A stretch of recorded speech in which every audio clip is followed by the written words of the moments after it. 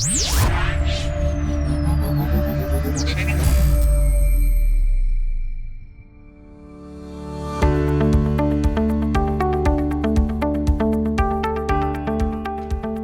guys, just to show you quickly how the application looks. So again, if you haven't used the unit before, we have an application.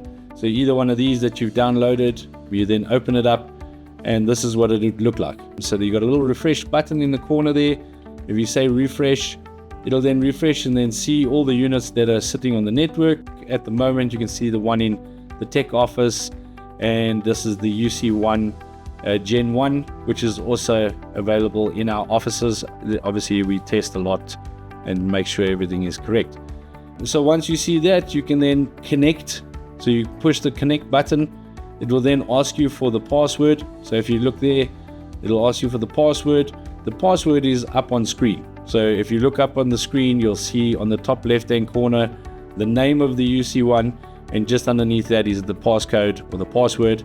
And then you type that in and you press OK, and then you would get to that screen. So now it's showing that it's green, it's connected, it's ready to share. Once you hit that ready to share, it'll then go red. That means it's sharing, and you'll see your screen up on the display. So if you click there, it says now sharing, and then you'll see just now when we go back to the screen, you'll see it pop up onto the screen. So while we're doing that, there's a couple of options that are new on the application as well over here. So this is original from the previous UC1. So this will allow us to switch the split screens. So if I'm sharing and a colleague's sharing, well, let's say 3 or 4 of us are sharing, and I want to show my screen as a full screen, I'd hit that button and my screen will then take over the entire screen. If I then hit it again, it'll then go back down to the 4 screens of all 4 of us showing our images at the same time. Then the next staff member that wants to talk, they would do the same on their side, and then they would go bigger up onto the screen. Just next to that is a pause screen button. So this is quite nice, especially for the Apple users. When you're using the application, it duplicates your main screen. So if you're showing up a presentation and you now want to break for lunch or tea or anything like that, or you want to change your presentation from one to another, you can then pause the screen. It will then freeze on what you've paused it on. You can then close down the application, open up the new application, unpause or play, and then your screen will come back up onto the screen. The last option over here is a brand new option, and this is what we call the local display. So if I click that button, what you will see now is what we see on screen in our office. So at the moment, I'm looking at the subscreen. So you can see there it's named the subscreen, but I can also show the main screen. So the main screen is what I'm showing on my PC up onto the screen, which is quite a cool feature. And then the subscreen, which is Mike, who's doing the video for us, he's touching the subscreen at the moment, and you can see him playing around with the 2 devices. And there we go. Now he's connected. He's showing Donovan's PC, which is one of our tech guys. And I can then see through the local display, I can see what is displayed up on the screen on my PC. So this is a really great feature, because what we can do with this is quite spectacular. We can actually bring this device with this local display into a video conferencing call, which is quite simple. So if you have your video conferencing call open and you say share screen, this will pop up as an option on your share screen. And the nice thing about that is I can have me just sitting in the room having a Teams call or a Zoom call just from my laptop. My staff then can come and sit in, and they can then share up onto the screen. I can see what they're sharing, but the people on the other side of the call cannot necessarily see. The only way to do that is to then get my staff member to then add into the call as well. And then you know what happens there. Everybody knows your microphone's on, your speaker's on, then you get all echo and this, that, the other, and everybody's disrupted in the meeting. So you don't have to worry about that anymore.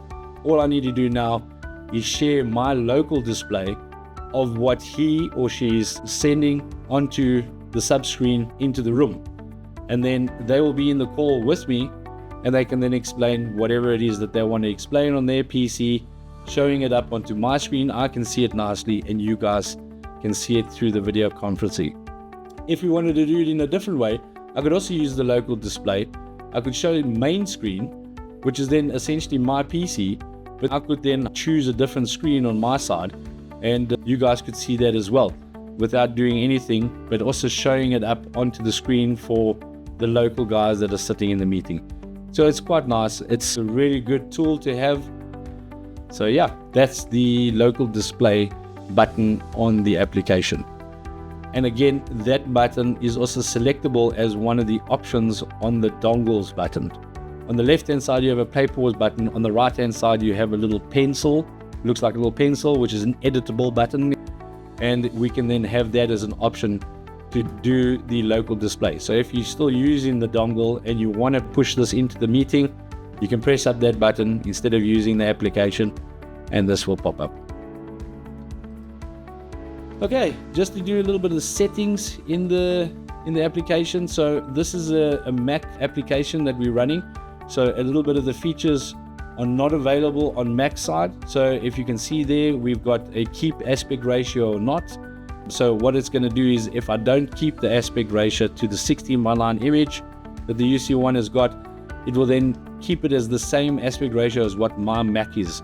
We all know Mac's aspect ratio is not a 16:9 ratio, so you will then see the image up on the screen as a more squarer image rather than a full 16:9. So you can just tick that off. You've got lowest latency on the mouse, and you can then do your share quality or your share mode as a quality priority or a fluency priority, depending on how you guys want to do it. So quality would probably be more a video type, and then fluency is your spreadsheets and all those kind of things. Your video select, you can also select the input videos on the front of this unit from your app. So you can select either the HDMI or the USB-C. And then your USB hub selection is also available from this as well.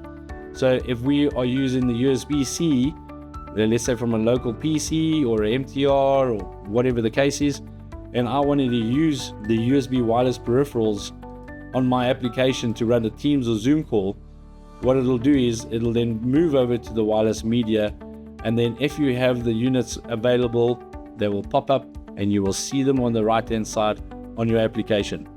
Once you then open up an application or a video conferencing application that utilizes audio and video, these will then go green. That means you know that you're using them in your video application.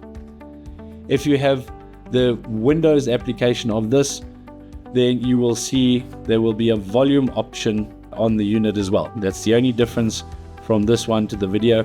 And on the top over here, we will have an extend screen, which Windows is available to do. Unfortunately, Mac does not allow you to do that.